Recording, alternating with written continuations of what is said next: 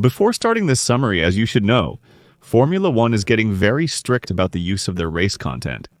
So the only way to keep these summaries as they are, and we know them today, is to put mostly images and very little video time.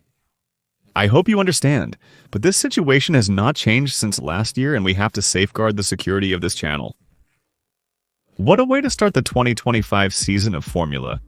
An apocalyptic, rain-soaked race filled with uncertainty, in a battle for the lead that kept more than one person awake during this early morning.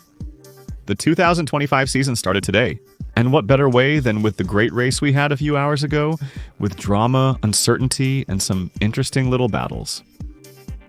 And even though we have to lower the adrenaline and emotions, we also have to set course to the summary of the first round of the Formula One World Championship in this 2025. Before the race started, as usual, there were surprises. Liam Lawson and Oliver Burman had to start from the pit lane for modifying single-seater configurations, breaking parc fermé, and being penalized with starting from the pit lane. But there was a much sadder one, and that is that Isaac Heyer on the formation lap made a mistake on turn number 1 and ended up crashing, not even being able to start this Grand Prix at a very unlucky moment for the French driver. Lando Norris had marked the pole position, taking less than a tenth from his teammate Piastri, but more than 3/10 behind Max Verstappen, who finished in third position, confirming the strength of the British team at the start of this season. But despite this, the rain appeared throughout the day, and for the race we would have the threat of it falling again, and with that it would turn the competition upside down. So under these conditions, anything could happen and give us an absolutely crazy race. And once the cars were lined up on the starting grid, the traffic lights would go out, and with that, the Australian Grand Prix would begin. At the start, the McLarens made an excellent start, but Verstappen did a great job, starting with high speed. At turn 1, Norris and Piastri hit water patches, losing some car control. Verstappen takes advantage and snatches second position from the Australian driver, going to Lando Norris's house. However, on that particular lap, Dujan crashes after losing control of his car, causing the first safety car of the day to appear. But unfortunately, things wouldn't end here. During the safety car, Carlos Sainz made a mistake by poorly accelerating at the last turn's entrance. He lost control and also was out of the competition. These two, along with Hajar, were the first to drop out of the Grand Prix. During the safety car, some drivers, including Liam Lawson, pitted for new enters. The race remained stable until it resumed on lap 8. At the restart, Verstappen pressured Lando Norris but couldn't get close enough to attack, while Piastri also pressured Verstappen from behind. During these first laps, this was the theme. The track conditions led to a stable race with minimal overtaking. Although the track was drying out after the rain stopped, drag reduction system was activated on lap 12. One of the first overtakes we had in this Grand Prix was Antonelli's, who was able to overtake Nico Hülkenberg to take away the 12th position. But then he had a spin at the entrance of turn 4 by touching a bit of the dirt, without consequences, and eventually overtook him again to take the position. At the front, Verstappen couldn't pass Norris. On lap 17, he made a small error, blocking the entrance to turn 11. This allowed Piastri to regain second place in the Grand Prix. At this point, Verstappen's pace started to gradually decline, and the McLarens managed to build a 16-second lead over the Dutch driver, completely dominating the race. On lap 23, Antonelli passed Stroll for 11th place. Alex Albon was in wall mode, preventing Lewis Hamilton's Ferrari from overtaking, despite Hamilton's efforts. But at this point, the race was in a long period of stability.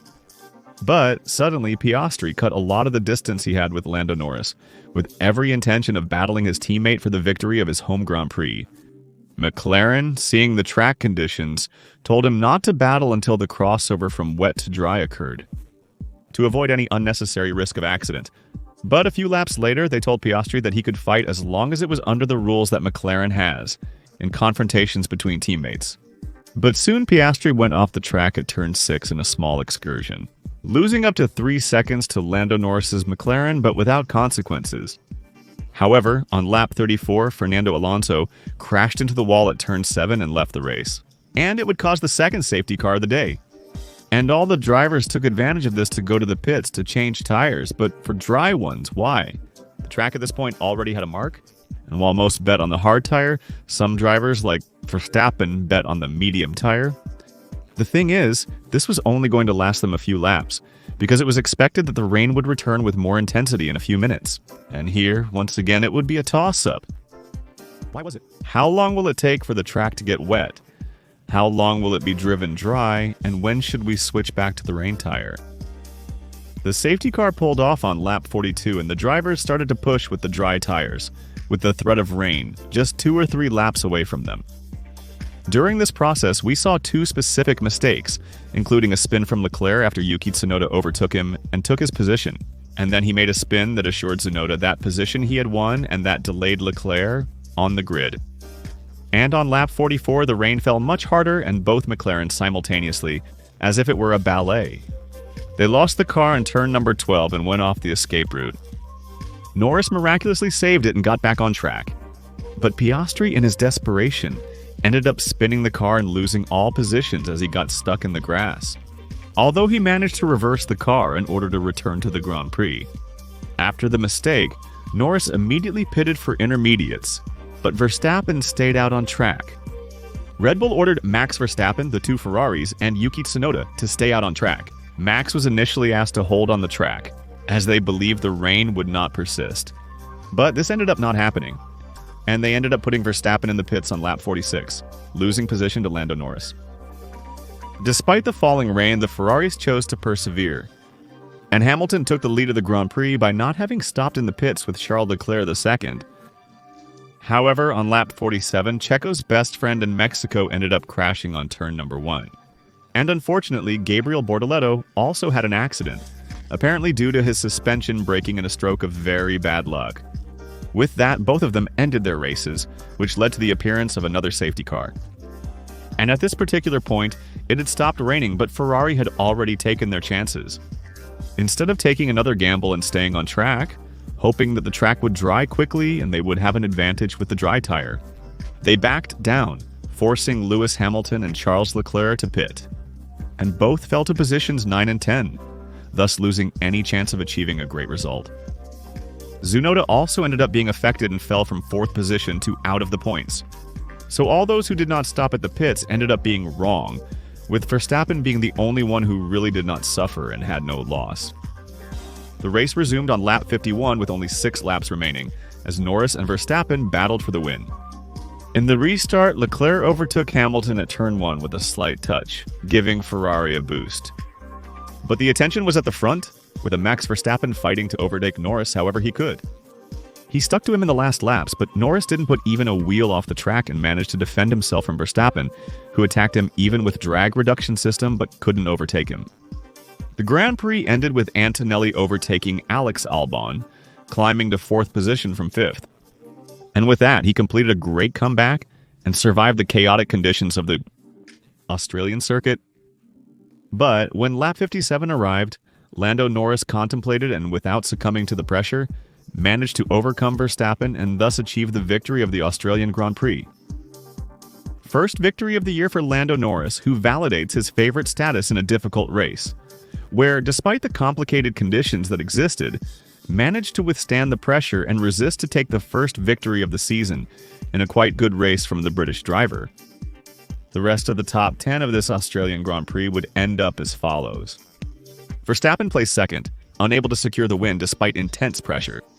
Russell takes 3rd, surviving error-free. Andrea Kim Antonelli, a rookie, claims 4th after a grueling and remarkable comeback under challenging circumstances. Alex Albon finished 5th, ending a great race performance. Lance Stroll finishes 6th after a great race, while Nico Hülkenberg takes 7th, securing valuable points for the team with a strong performance. 8th place for Charles Leclerc. 9th place for Oscar Piastri in a Grand Prix. Disappointing after that mistake, saving 2 points in the end and closing the top 10.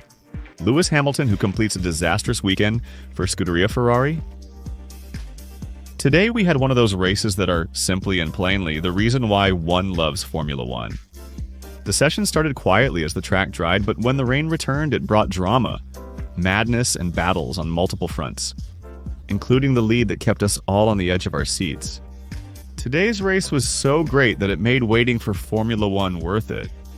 And my rating will be quite good because I will give this Grand Prix a score of 9. A very good Grand Prix. Yes, the first part was very flat, but from there, everything was cooked up to have the magnificent closure we had today. My top drivers today are Alex Albon, Max Verstappen, and especially Lando Norris. Last year, he was heavily criticized for falling in high-pressure moments. Today, the man kept his composure despite a minor error with no significant repercussions. Today, I saw Norris, who seems to want to be a world champion, but he will have to keep his cool from here until the end of the season. Because it will be of no use to him to have been strong in this Grand Prix if the pressure consumes him in the following competitions. My disappointments today are Ferrari and Liam Lawson. Lawson's performance was very poor over the weekend, even in the race where things did not improve at all.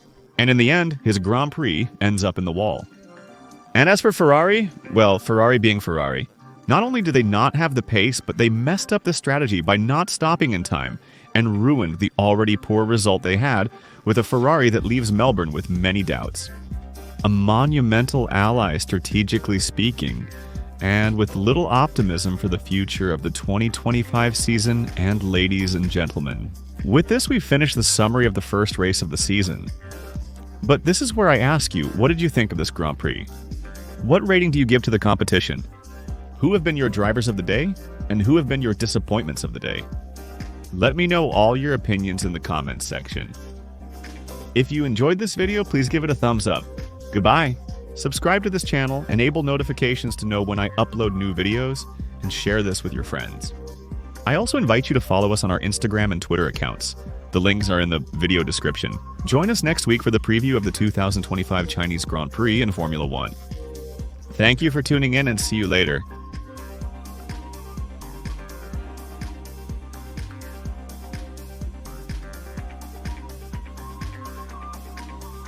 Thank you.